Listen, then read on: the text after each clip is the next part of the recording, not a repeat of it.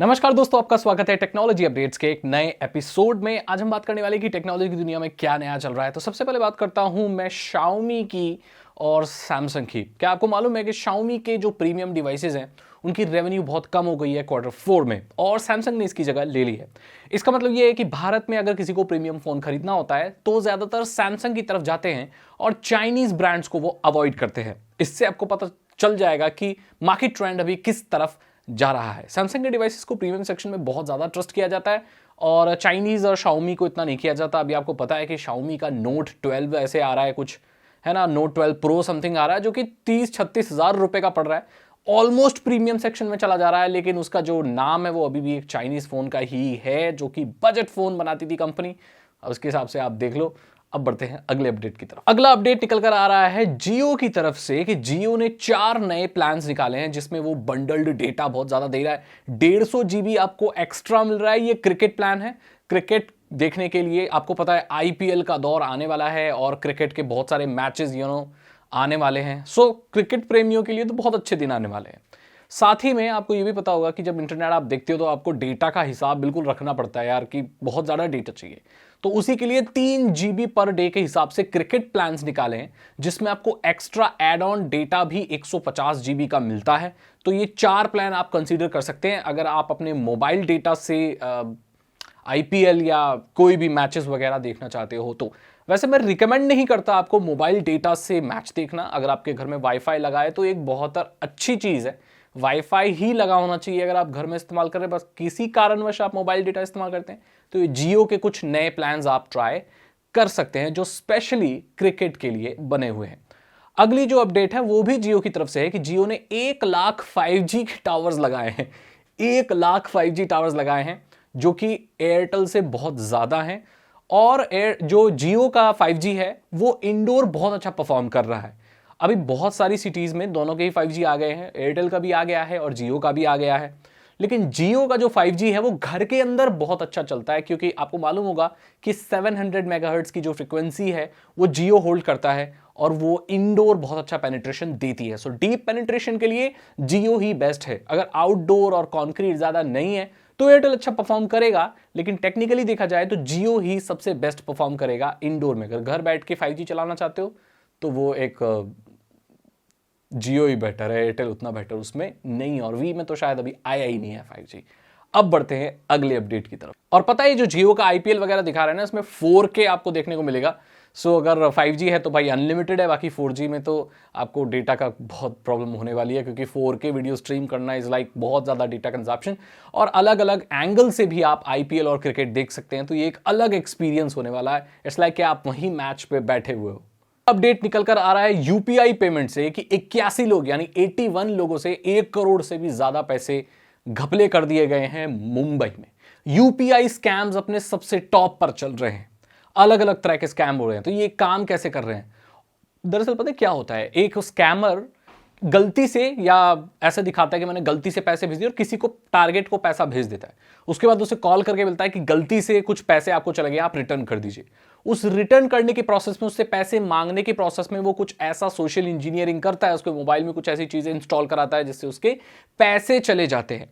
भारत सरकार की UPI की जो अथॉरिटी है, जितने भी साइबर सिक्योरिटी एक्सपर्ट है, उनका यही कहना है कि अगर ऐसा स्कैम कोई आपको करे, ये स्कैम ध्यान से सुनना बहुत चल रहा है।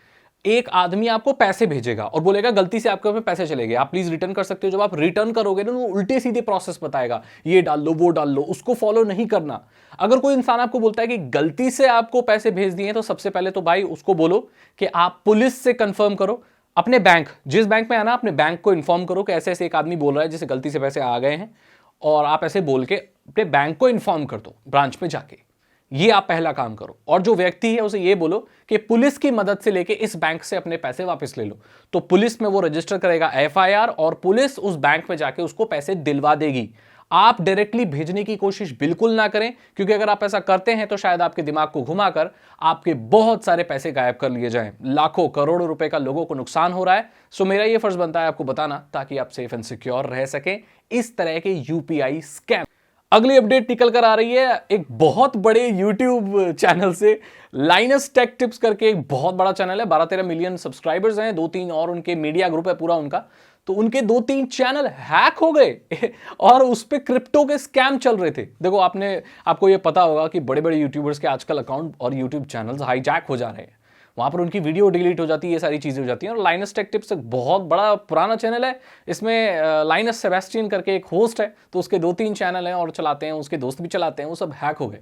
दरअसल ये ऐसा हुआ कि उनको स्पॉन्सरशिप के लिए कोई पीडीएफ वगैरह आई जिसमें मैलवेयर था, जिसने उनके ब्राउजर के सारे सेशंस को हाईजैक कर लिया और एक ब्राउजर की ऐसी सेम कॉपी बना ली अटैकर के पास। सो इट्स लाइक उनको बार बार क्रेडेंशियल डालने की जरूरत नहीं पड़ी और उनके पूरे सेशन और टोकन्स हाईजैक कर लिए गए, जिसकी वजह से उनके सारे चैनल का एक्सेस एक अटैकर के पास चला गया।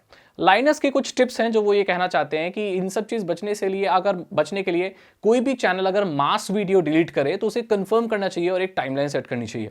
ऐसा ना हो कि भाई सारी वीडियो एक बार में डिलीट करे और उसका कोई भी कंफर्मेशन या कोई भी ऑथेंटिकेशन हो ही ना। ये बहुत ही गलत चीज है। बड़े बड़े चैनल्स में और वेरीफाइड चैनल्स में तो ये सिक्योरिटी मैकेनिज्म होना चाहिए। ये सजेशन लाइनस ने दिया है गूगल को और यूट्यूब को, और आई एम प्रीटी श्योर कि गूगल इसके ऊपर जरूर काम करेगा, जिससे अगर किसी का चैनल कॉम्प्रोमाइज भी हो जाता है तो अगर कोई उसकी सारी वीडियो डिलीट करने की कोशिश करे तो वो इतने आसानी से ना कर पाए और उसका चैनल बच सके।